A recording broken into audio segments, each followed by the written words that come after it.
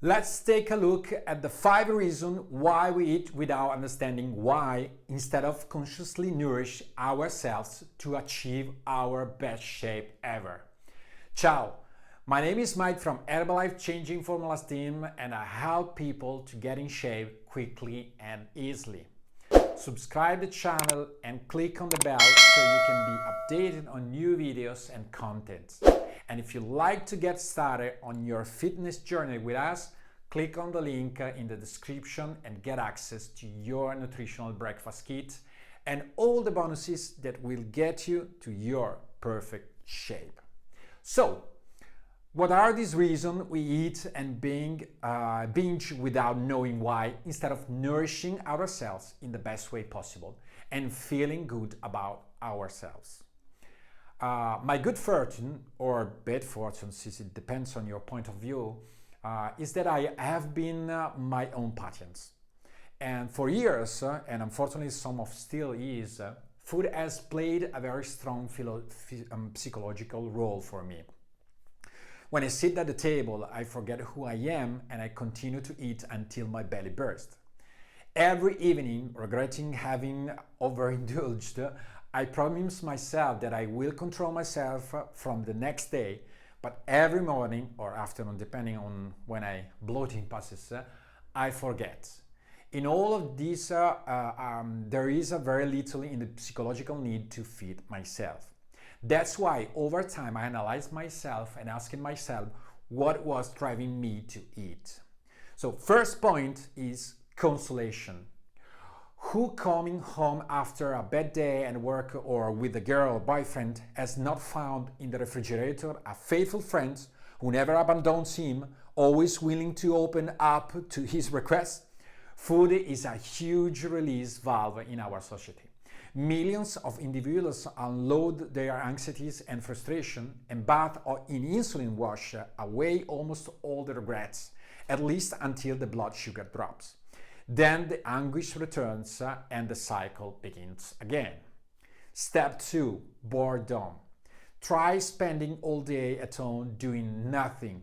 You'll find yourself constantly snacking, bored, you won't know what to do except eat.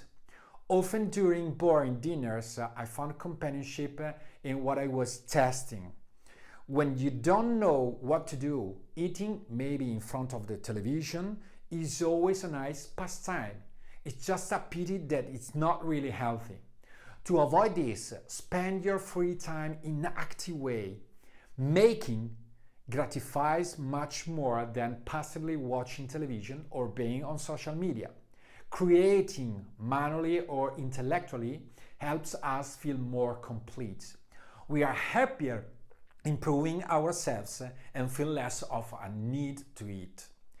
Do you want to spend your life as a protagonist or a spectator? Number 3, habit. Society inserts us from an early age into a gear from which it is almost impossible to escape. Schoolwork, our habits are marked by the fact that we have to earn money to live. We wake up when we might still be in bed and we eat during breaks when we are not working. 3 meals a day, breakfast, lunch and dinner. Who decide this? Did cavemen have these customs, or did they eat when they felt like it or available? The sense of hunger follows our habits. Try to get used to not eating breakfast and you will get hungry at lunch. Get used to having snack between meals and at 11 you will be hungry again. Go to a convent and you will get used to eating dinner at 6 p.m. There is no psychological law that says we have to eat 3 times a day. You just do it for convenience. Similarly, we get used to portion. The stomach expands or shrinks depending on the amount of food we habitually ingest. We are full thanks to different hormones and factors, one of which is the stretching of the stomach walls.